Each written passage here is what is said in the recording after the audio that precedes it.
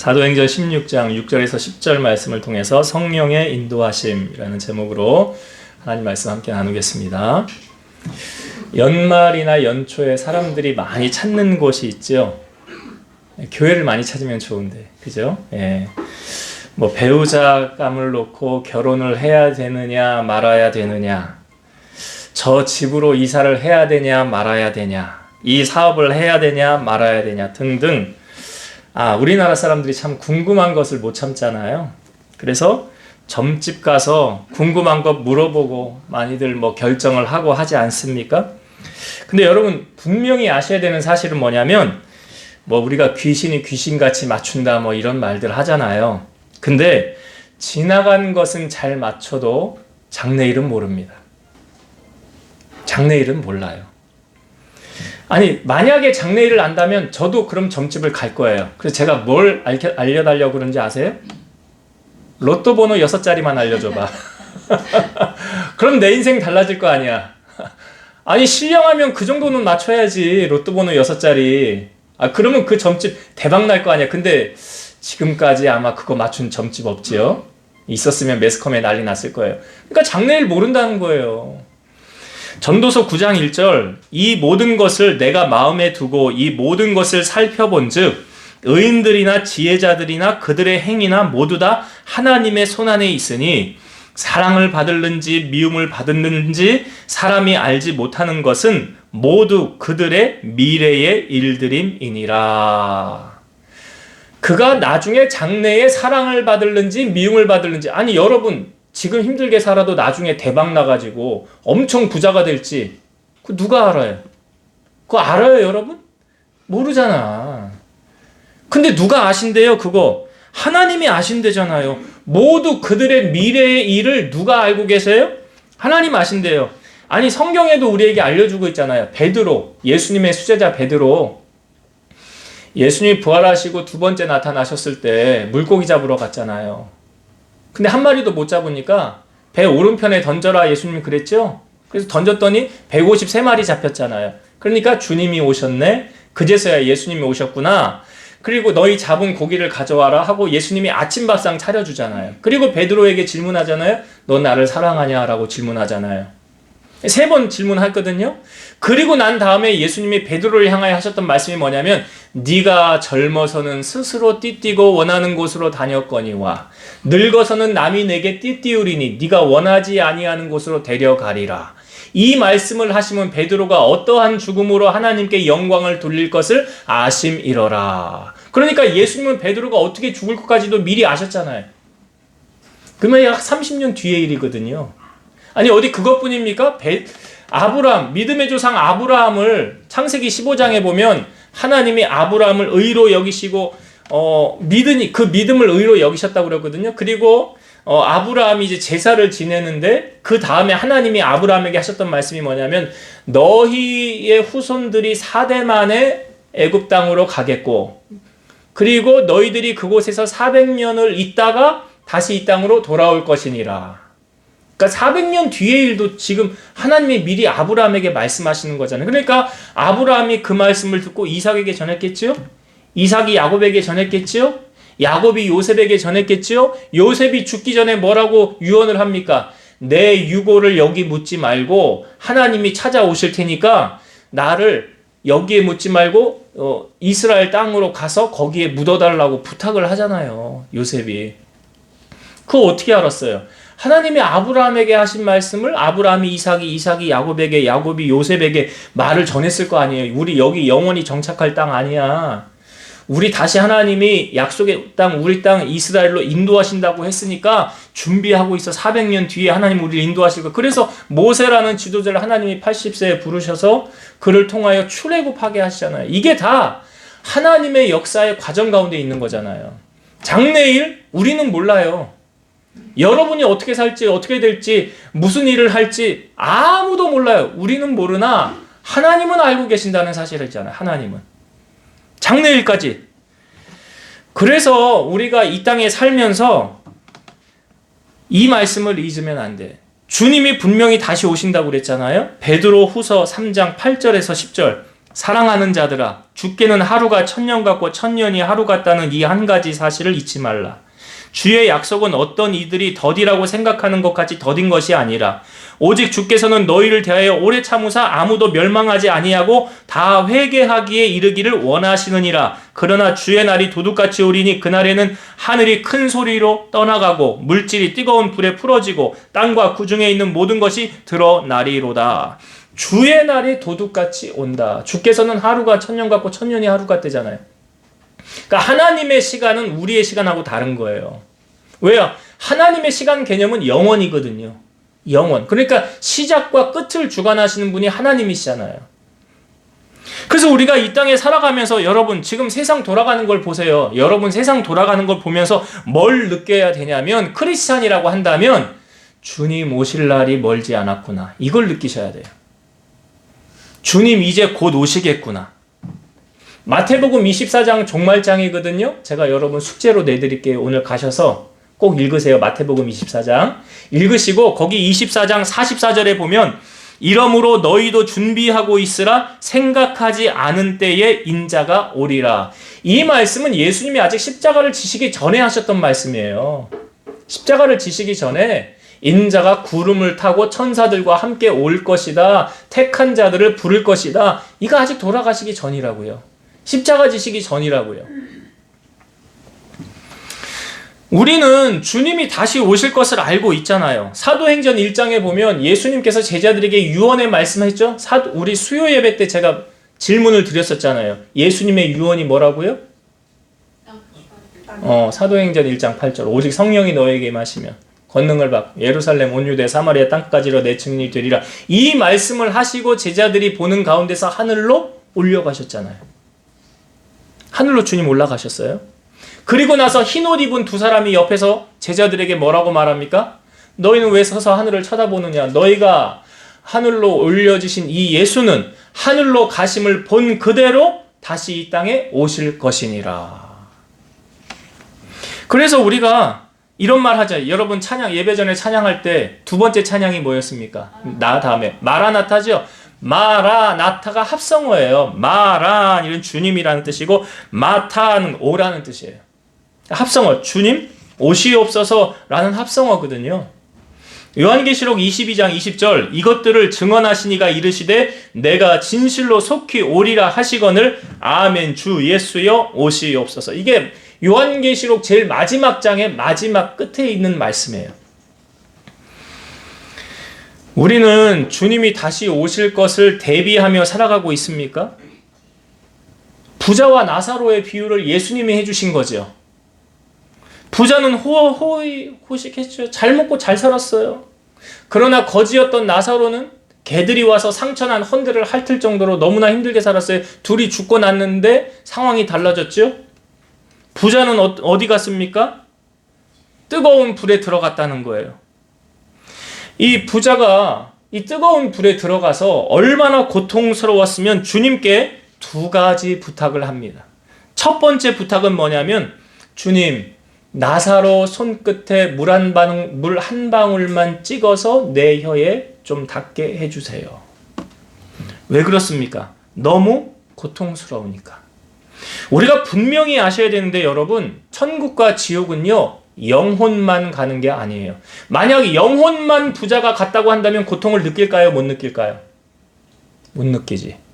그럼 무슨 말이에요? 고통을 느낀다는 것은 육체가 같이 간 거예요. 예수님도 하늘로 승천하셨을 때 육을 입고 승천하셨잖아요.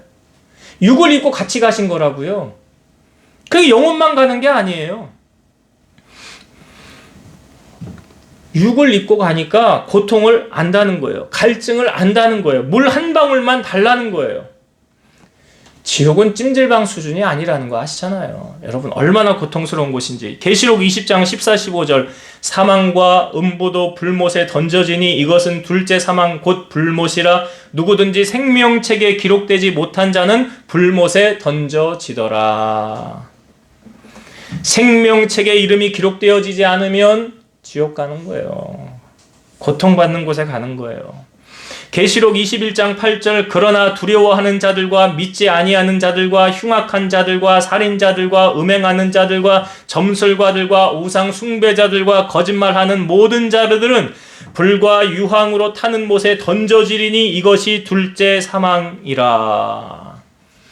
그러니까 첫째 사망은 뭐예요? 육신의 죽음. 둘째 사망은 영원히 죽지 않는 지옥에 가는 거예요. 둘째 사망. 그래서 성경은 한 번 죽는 것은 사람에게 정해진 것이요. 이게 첫째 사망이요. 그 후에는 심판이 있으리니. 히브리서 9장 27절.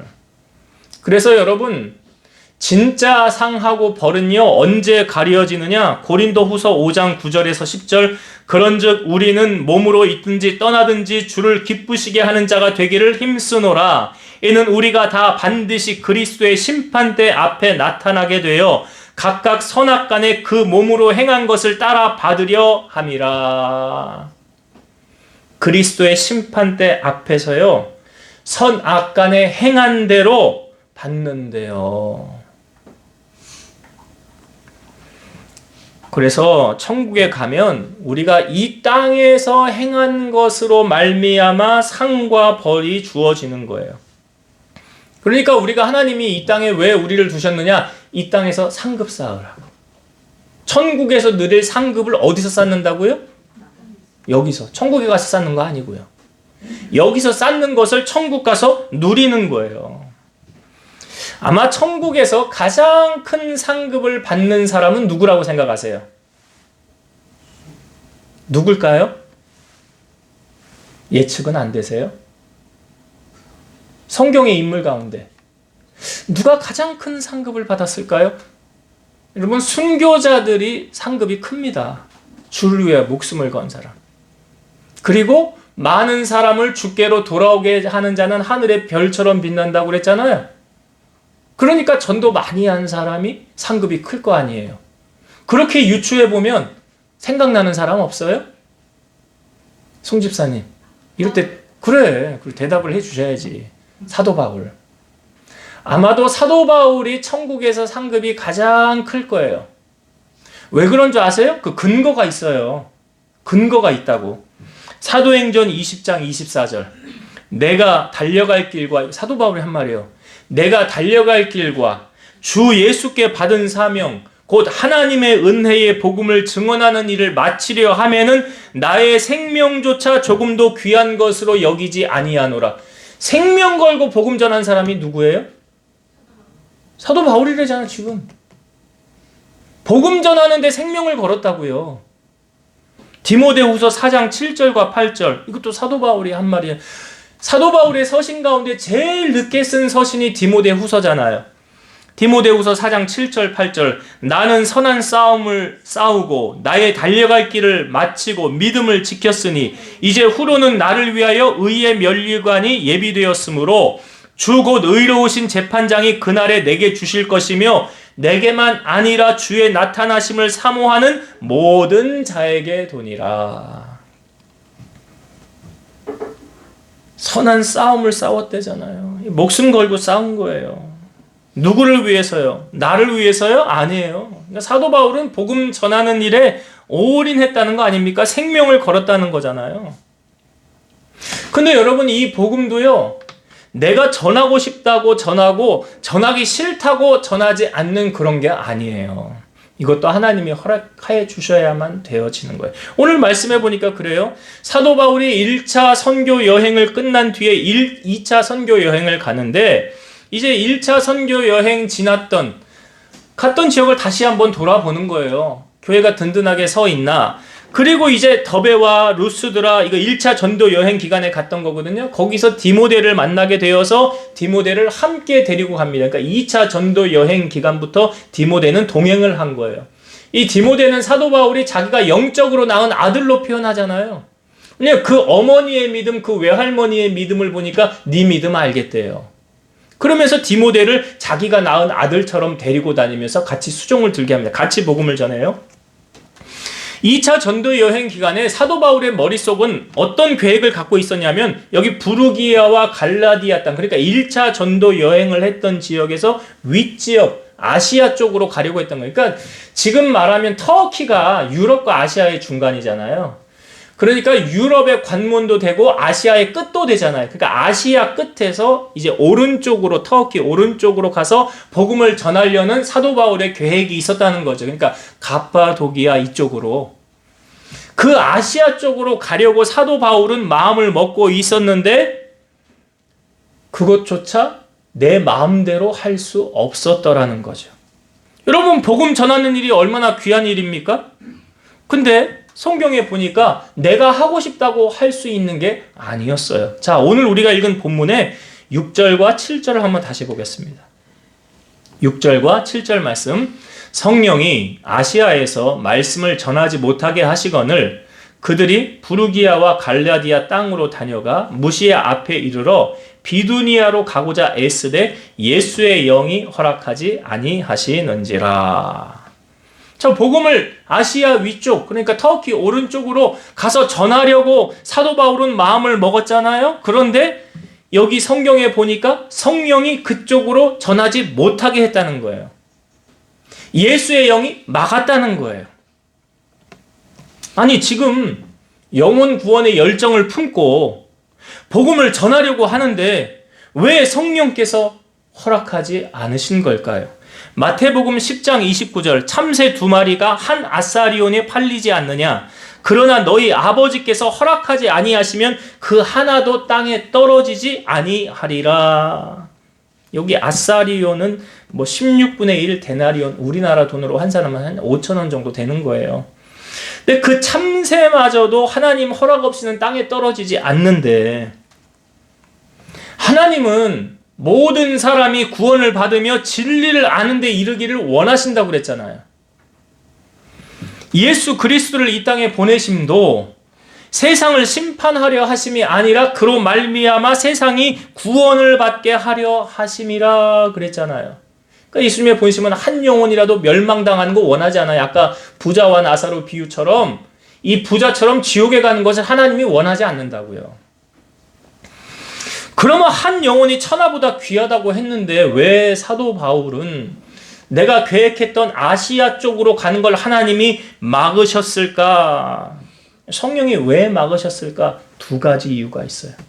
첫 번째, 하나님의 때가 아직 되지 않았기 때문이에요.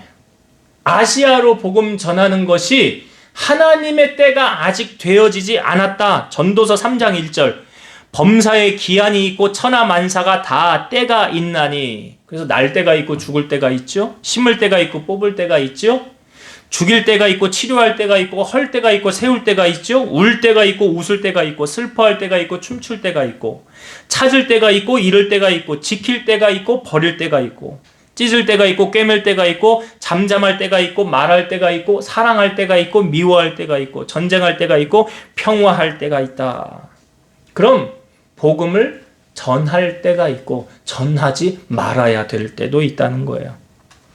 한나는 사무엘을 낳은 다음에 하나님을, 내가 믿는 하나님 이런 하나님이라고 고백했죠. 여호와는 죽이기도 하시고 살리기도 하시고 스올에 내리게도 하시고 올리게도 하시고 가난하게도 하시고 부하게도 하시고 낮추기도 하시고 높이기도 하시는도다. 전도서 3장 17절, 내가 내 마음속으로 이르기를 의인과 악인을 하나님이 심판하시리니 이는 모든 소망하는 일과 모든 행사에 때가 있음이라 하였으며. 그러니까 하나님이 심판할 때가 있고 건질 때가 있어요. 소돔 땅 있잖아요. 하나님 때가 되니까 천사를 보내어서 그 땅의 죄악의 심각성을 보고 거기 불과 유황을 던져서 심판하셨잖아요. 예수님께서 12제자를 파송하실 때 주님은 12제자를 향하여 이렇게 말씀하시죠. 이방인의 길로도 가지 말고 사마리아인의 고을로도 들어가지 말고 오히려 이스라엘 집에 잃어버린 양에게로 가라. 왜 여기도 보니까 이방인의 길 가지 말고 사마리아인의 고을로도 들어가지 말래잖아요. 아무 때나 가라는 말이 아니잖아요. 이스라엘 집에 잃어버린 양에게 가라잖아요. 왜 그런지 아세요? 아직 때가 안 된 거예요. 아직 때가 안 된 거예요. 그러면 이 이방인에게는 복음이 언제 전파되어졌습니까? 이방인에게 복음이 언제 전파되어졌지요? 사도행전에 나오잖아요. 성령 받은 교회가 시작되었죠. 그 다음에 7 집사 가운데 처음으로 순교를 당한 자가 누구예요? 스데반이 죽었죠. 자, 사도행전 8장 1절. 사울은 그 스데반이 죽임 당함을 마땅히 여기더라.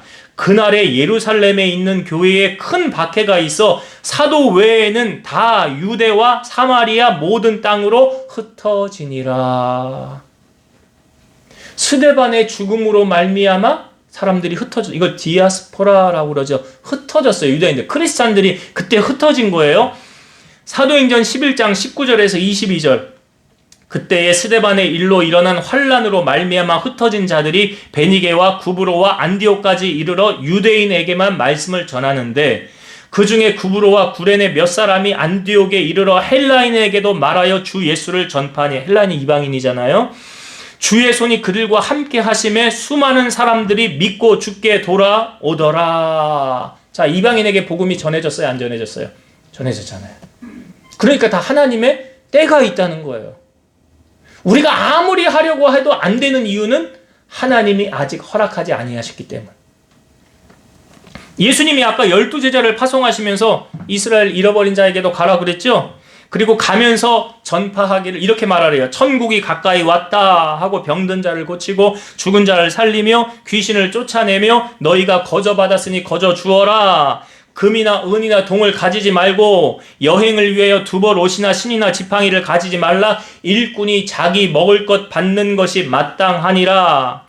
어떤 성이나 마을에 들어가거든 그 중에 합당한 자를 찾아내어서 너희가 떠나기까지 거기 머물라. 그리고 그 집에 들어가면서 평안하기를 빌라. 그 집이 이에 합당하면 너희의 빈 평안이 거기 임할 것이요, 만일 합당하지 아니하면 그 평안이 너희에게로 돌아올 것이니라. 누구든지 너희를 영접하지도 아니하고 너희 말을 듣지도 않거든 그 집이나 성에서 나가 너희의 발에 먼지를 떨어버리라. 내가 진실로 너희에게 이르노니 심판날에 소돔과 고모라 땅이 그 성보다 견디기 쉬우리라. 소돔과 고모라 어떻게 되는지 아시잖아요. 불로 심판당했잖아요. 근데 선지자들, 예수님의 제자들 영접하지 않으면 소돔과 고모라 심판 당한 것보다 더 큰 심판을 당한다는 거 주님이 하신 말씀이에요. 마태복음 10장 40절. 너희를, 이 제자들 말하는 거예요. 너희를 영접하는 자는 나를 영접하는 것이요, 나를 영접하는 자는 나를 보내신 이를 영접하는 것이니라. 엘리야의 후계자였던 엘리사가 그 수넴이라는 지역을 갔을 때 수넴 여인이 간권해서 그 집에 들어오게 해서 음식을 대접을 했습니다. 그러니까 엘리사가 지나갈 때마다 거기를 들렸어요.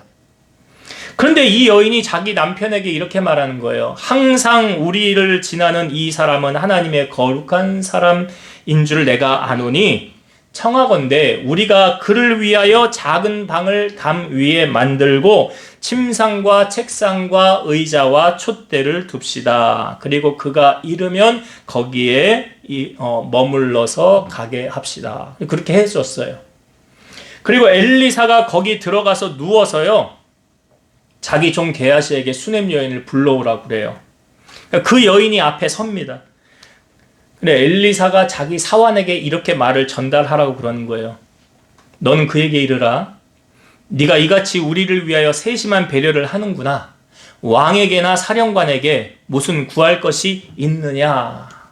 질문을 한 거예요, 수넴 여인에게. 그랬더니 이 여인이 나는 내 백성 중에 거주하나이다. 이게 무슨 말이냐면 난 무슨 대가를 바라고 당신에게 한 거 아닙니다 라는 거예요. 그 엘리사가 누워서 그럼 뭘 해주면 좋을까 그러고 있는데 자기 게하시 종이 말하는 거예요. 이 여인은 아들이 없고 그 남편은 늙었나이다. 그러니까 다시 불러와라 그래. 그리고 문 앞에 섭니다. 엘리사가 이렇게 말하죠. 한 해가 지나 이때쯤에 내가 아들을 안으리라. 그랬더니 이 여인이 아닙니다. 내 주 하나님의 사람이요, 당신의 계집종을 속이지 마옵소서. 열왕기하 4장 17절. 여인이 과연 잉태하여 한 해가 지나 이때쯤에 엘리사가 여인에게 말한 대로 아들을 낳았더라. 원래 아이를 못 낳는 거예요. 내 주 하나님의 사람이여 내게 그런 말 하지 마세요가 무슨 의미냐면 저 아이 낳으려고 수단 방법 동원해서 다 해봤어요. 근데 안 되던데요. 가망이 없다고 그러던데요. 그러니까 그런 말 하지 마십시오. 속이지 마옵소서 그런 거예요. 근데 1년 뒤에 아들을 안 낳았잖아요. 아브라함이 이삭을 받는 약속도 마찬가지였습니다. 하나님이 사람의 모양으로 오셨을 때 어떻게 했지요?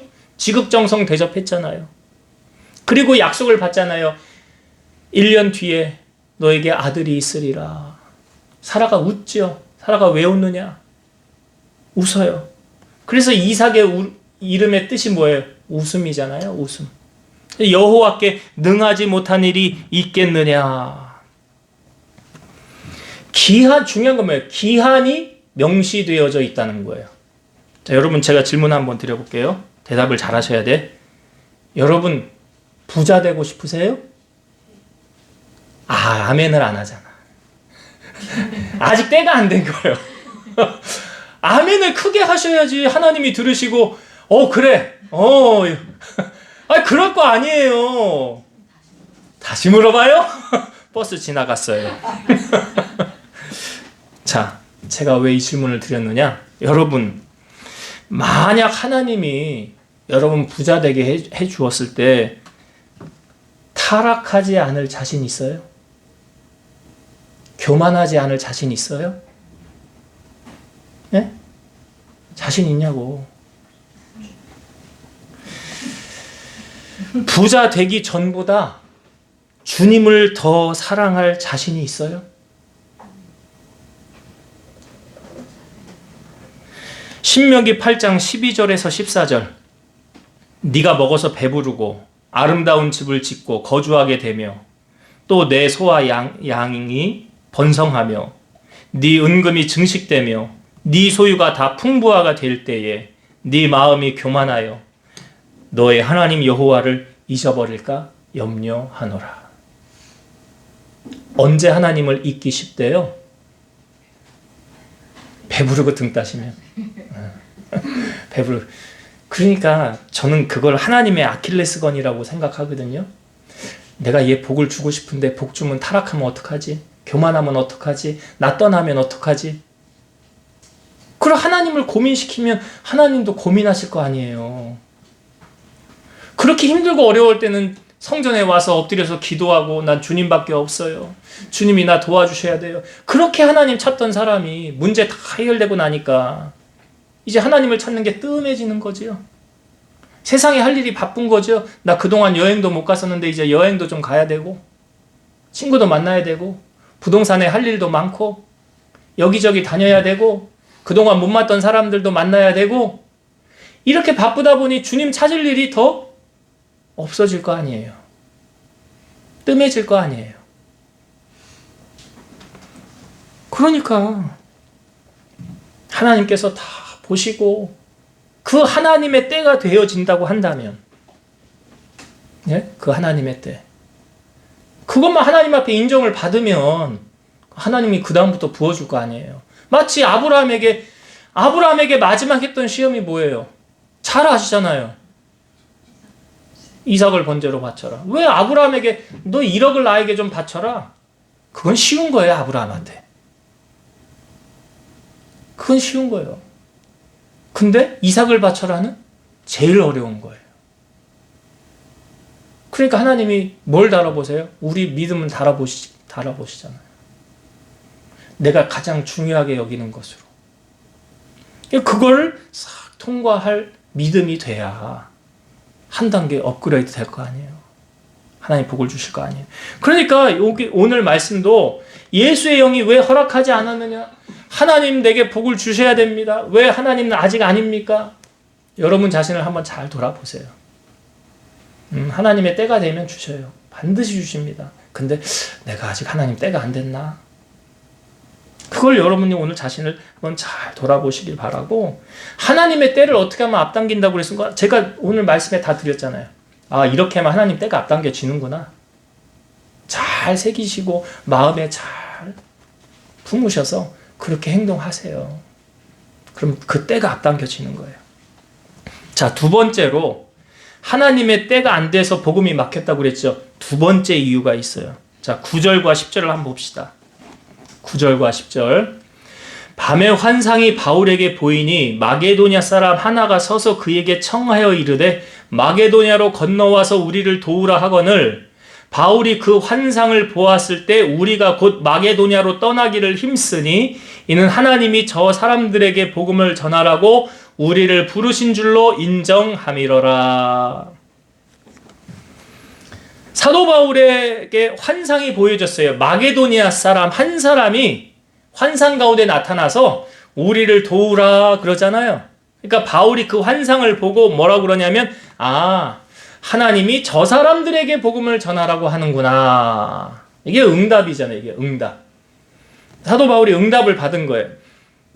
자, 마게도냐는 어디를 말하는 거? 제가 아까 터키를 중심으로 아시아와 유럽의 관문에서 이제 유럽 쪽을 말한 유럽 쪽. 그러니까 하나님께서 아시아로 가지 말고 유럽으로 가기를 원하시는구나. 근데 왜 유럽으로 하나님이 보내신 거예요? 왜 보내신 거예요? 여기 사람 하나가 서서 와서 우리를 도우라 그러잖아요. 그렇죠? 와서 우리를 도우라. 그러니까 그 환상을 보고 이 사람에게 가기를 하나님이 원하시는구나. 이게 이제 어떻게 된 거냐면 텔레파시가 이제 이 마게도냐 사람이 누군지 조금 이따 알려드릴게요. 이 뒤에 보면 나오는데 루디아라는 여인이거든요. 이 루디아라는 여인이 텔레파시를 하나님에게 보낸 거예요. 응? 하나님에게 보낸 거예요. 그러니까 하나님이 이 텔레파시를 또 누구한테 보낸 거예요? 바울에게 보낸 거예요. 그러니까 이게 이렇게 연결이 되는 거예요. 그래서 바울이 가는 거예요. 자, 이게 뭔 의미를 담고 있느냐? 여러분, 은혜는 누가 받아요? 시편 107편 9절. 그가 사모하는 영혼에게 만족을 주시며 줄인 영혼에게 좋은 것으로 채워주심이로다. 사모하는 영혼에게 만족함을 주신대요. 그러니까 이 말씀은요, 우리가 하나님 앞에 나아갈 때 내가 어떤 그릇, 얼마만큼의 그릇을 준비해서 가느냐, 그 그릇만큼 채워지는 거예요.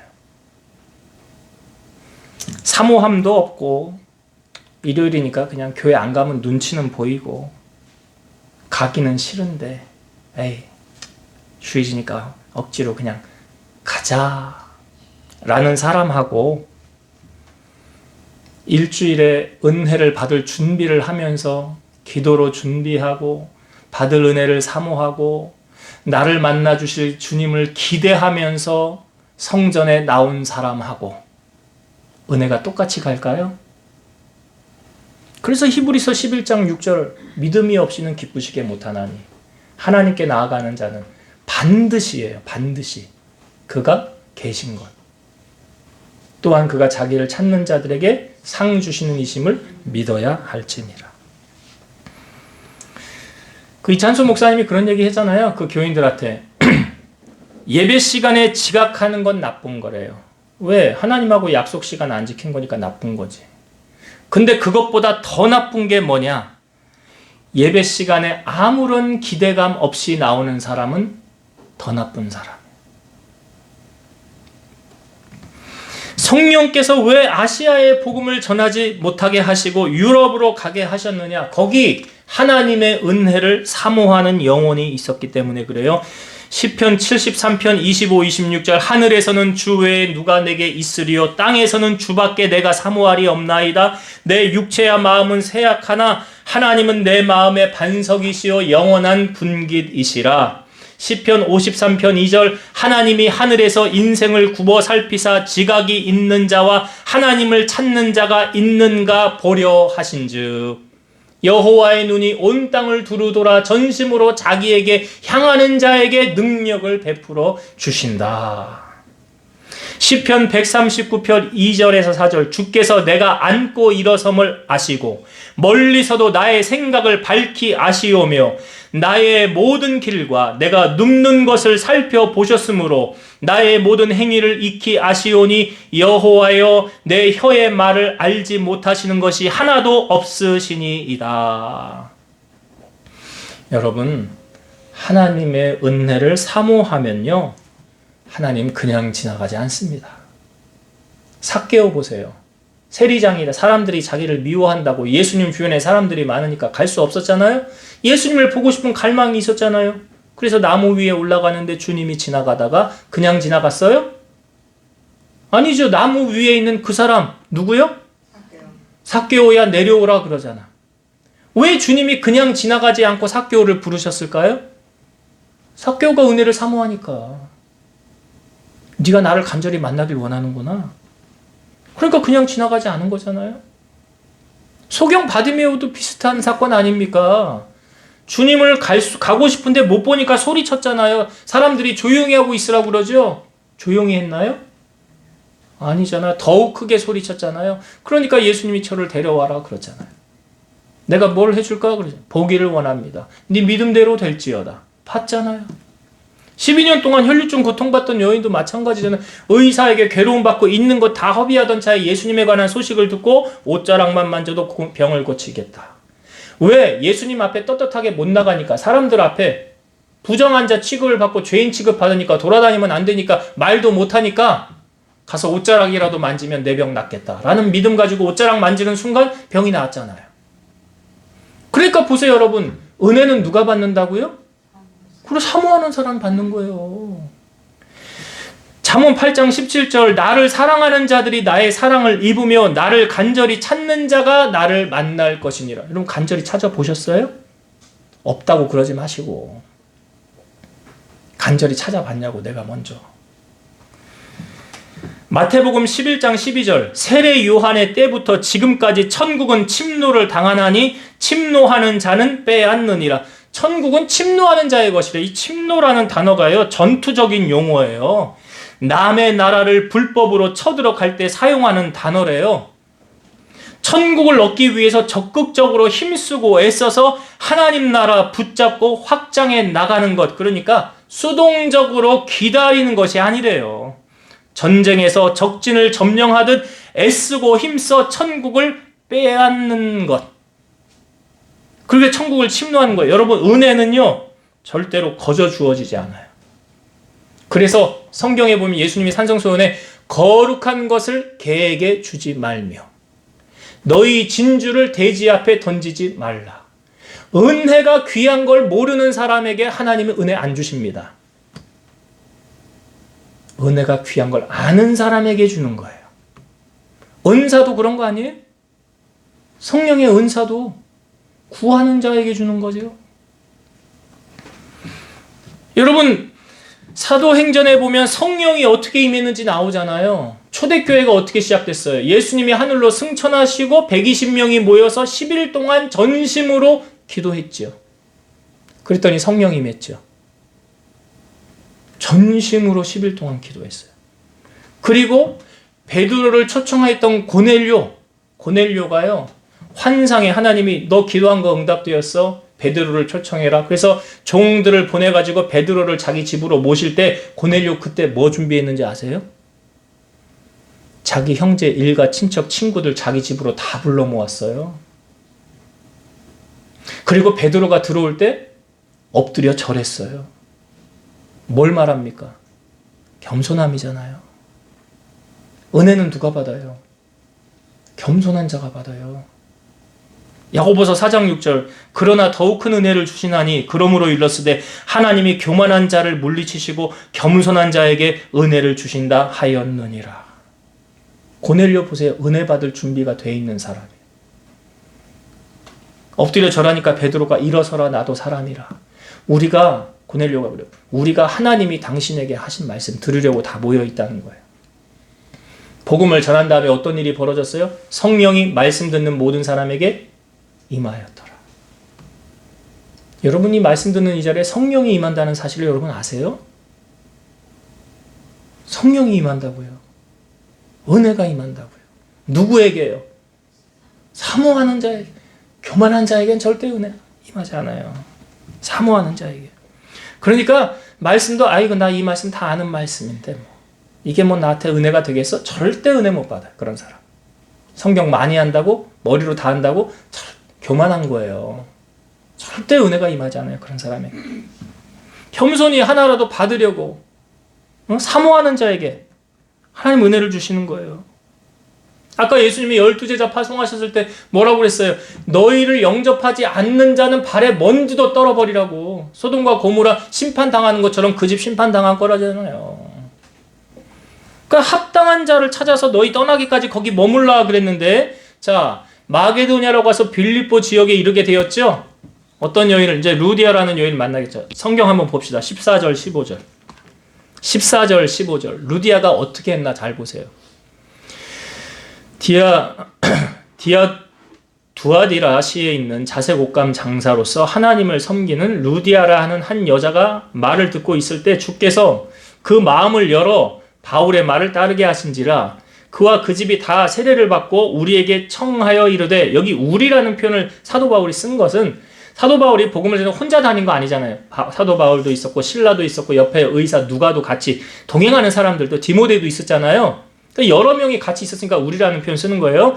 우리에게 청하여 이르되 만일 나를 주 믿는 자로 알거든. 지금 루디아가 말하는 거예요. 만일 나 루디아를 주 믿는 자로 알거든 내 집에 들어와 유하라 하고 강권하여 머물게 하니라. 아까 수넴 여인도 엘리사에게 이렇게 했죠? 똑같이 했잖아요. 그렇죠? 강권했잖아요. 지금 루디아가 사도 바울과 그 함께 복음을 전하는 자들을 어떻게 했다고요? 여러분, 사람이요, 딱 보면 알아요. 얼굴 보면 에이 싫은데 억지로 오라고 그러는구나. 아니면 정말 마음에 우러나서 정말 복받고 싶어서 섬기고 싶어서 그렇게 하는구나. 그걸요, 사람이요 말을 해야 합니까? 말 안 해도 다 알아요. 근데요, 하기 싫은 사람은요 이게 오라고 하지도 않아요. 그러니까 루디아가 이렇게 했다는 건 뭐예요? 강권해서, 아니 난 사도 바울은 아니 나 가기 싫은데, 그래도 저쪽에서 억지로 오라고 그러면 가요. 여러분, 제가 개척교회 목회자라 하나님 뭐 바쁠 때도 있지만 시간이 많을 때도 있어요. 근데 여러분이 밥 먹자고 그러면 제가 안 간 적 있어요, 없어요?